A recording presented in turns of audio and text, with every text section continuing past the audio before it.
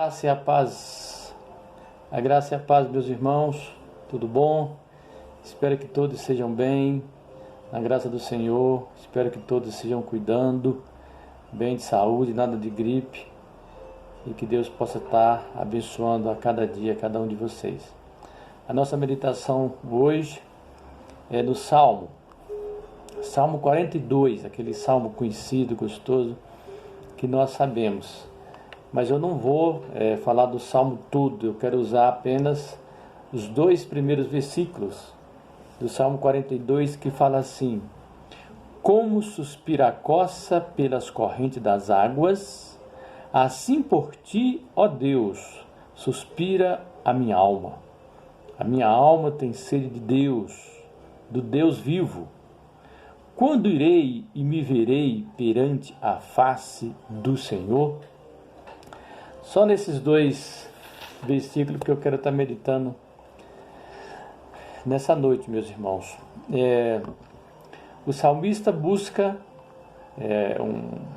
um quadro, uma ilustração, uma forma de expressar o momento que ele está vivendo, a situação que ele está vivendo. Então ele busca uma forma e encontra aí, na coça, para dizer como ele está vivendo. Primeiro, a coça é um animal simples, frágil, que tem uma carne boa, um animal que precisava descer para beber água nas correntes das águas. Porém, havia os caçadores com seus cães ferozes, sempre à procura de coça. E além disso havia os predadores, como a gente tem falado em outros momentos, mas de forma muito rápida, Então ela tinha muita dificuldade, sobretudo em algumas regiões, algumas áreas, algumas épocas do ano que era mais seco, elas precisavam descer para beber água, mas sempre os caçadores com seus cães, os predadores estavam ali. Então muitas vezes as coças ficavam dias, semana sem beber água, porque todas as vezes que elas desciam para as correntes das águas para beber água, elas corriam risco de vida. Além dos caçadores, tinha os predadores, então elas sempre estavam correndo risco de vida. E quando tinha os seus filhotes aí, que era realmente um sofrimento, meus irmãos, para as coças descerem e beber água. Eu creio que coça, todos nós sabemos, que nós traduzimos para trazer para o Brasil, são aqueles veados, aqueles pequenos animais que têm a carne boa e todo mundo gosta. Então, diante disso, as coças sofriam muito. Do outro lado tem o templo, que ele fala, tenho sede de Deus. Por quê? Porque a adoração, naquela época, só se daria no templo. A presença de Deus, naquela época, só se faria ou só se fazia no templo. Então, ele tinha sede de Deus porque estava distante, estava longe do templo. O templo era o referencial, como todos nós já sabemos, era o referencial, era o lugar onde se reunia para adorar as grandes festas, as 3 grandes festas que as pessoas vinham adorar. Então a sua alma tinha sede de Deus, por não poder ir ao templo. Fazia as suas peregrinações constante, costumeira, que ele fazia para adorar a Deus no templo. Aqui há 3 interpretações em relação a onde estava o autor, aonde estava o salmista quando escreveu isso.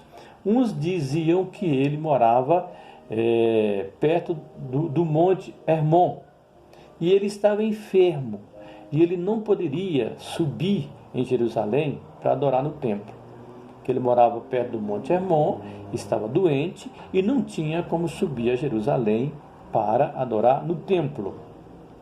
Outros diziam que ele estava no exílio, que era o povo no exílio, e que no exílio não havia o templo e não havia como ter adoração da maneira correta que os judeus faziam. Eles estavam no exílio.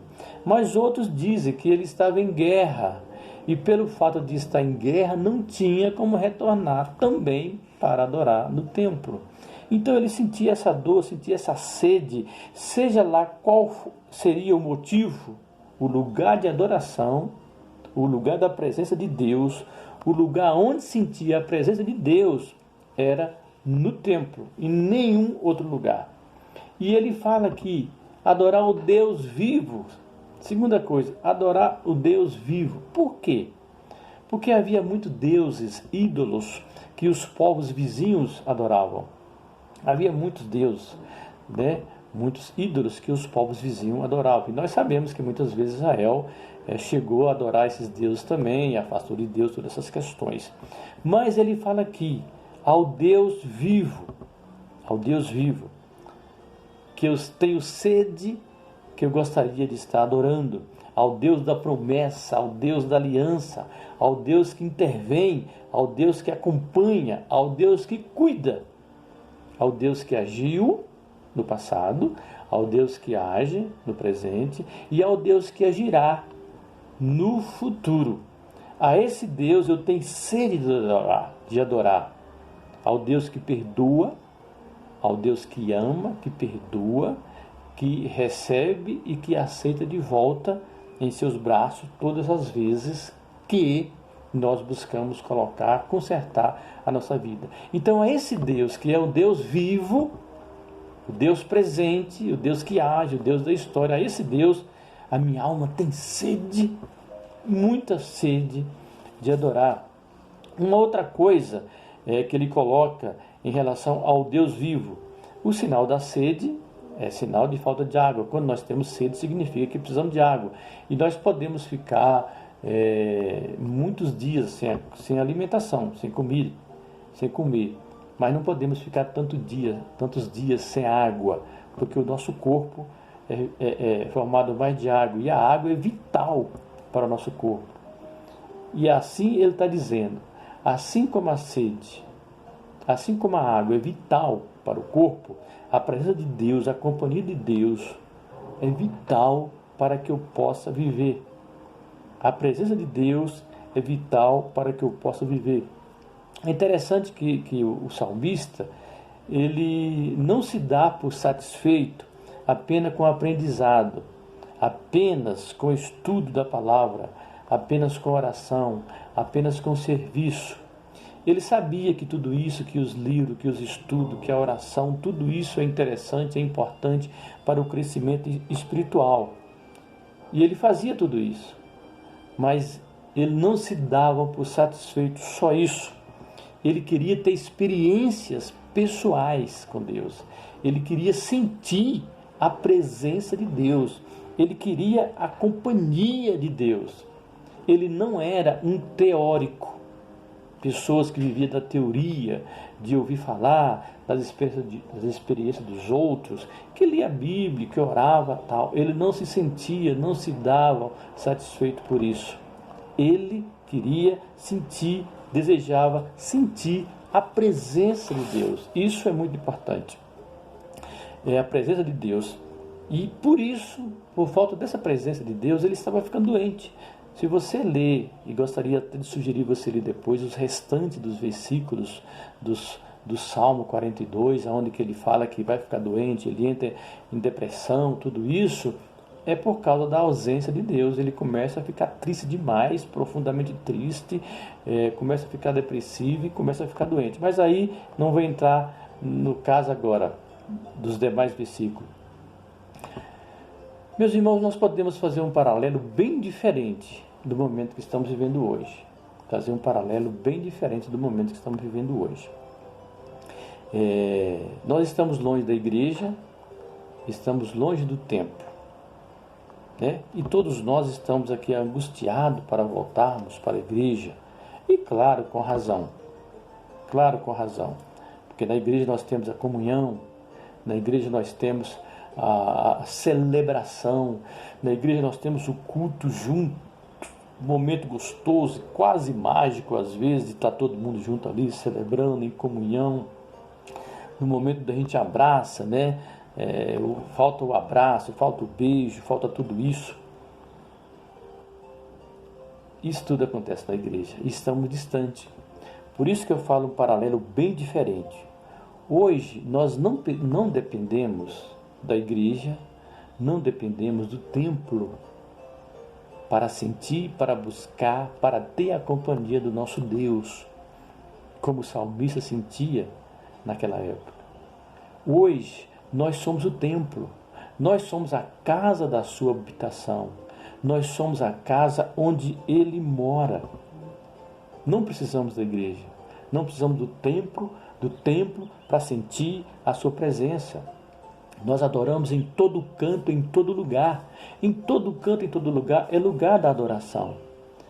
Eu creio que se o salmista pudesse saber disso, ele deveria ficar muito fantasiado, fantástico, alegre, feliz. Como é bom poder adorar a Deus em todo lugar, porque antes não podia, só no templo.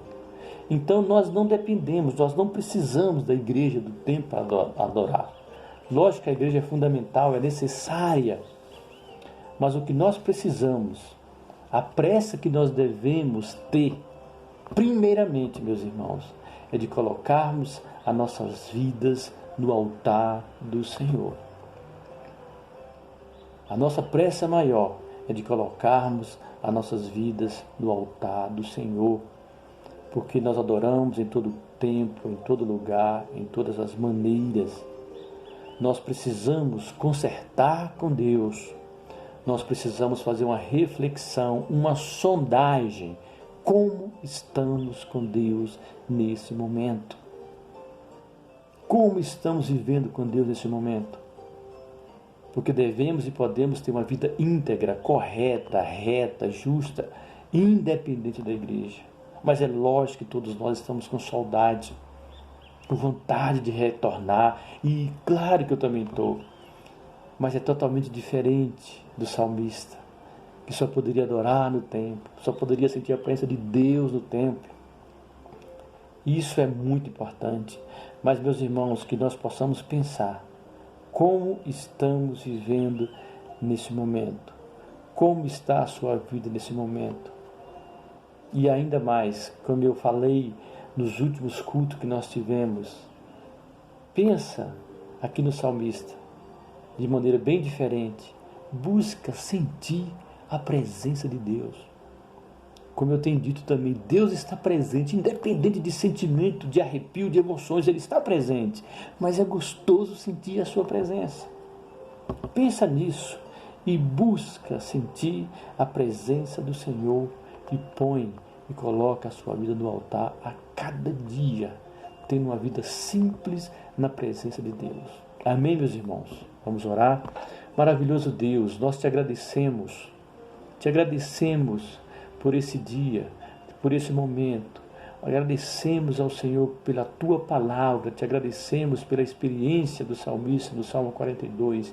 Te agradecemos, Senhor, porque a cada dia o Senhor tem sustentado, cuidado, entrado com a provisão, Senhor. Te pedimos por todos os irmãos da igreja, a irmã Natália e os demais, pelo nosso país, a situação do mundo, aqueles que estão perdendo seus entes queridos. Pai, põe as tuas mãos e toca aonde ninguém pode tocar. Conforta, Senhor. Sustenta essas pessoas. Nos abençoa nesse restante de dia, em nome de Jesus. Amém.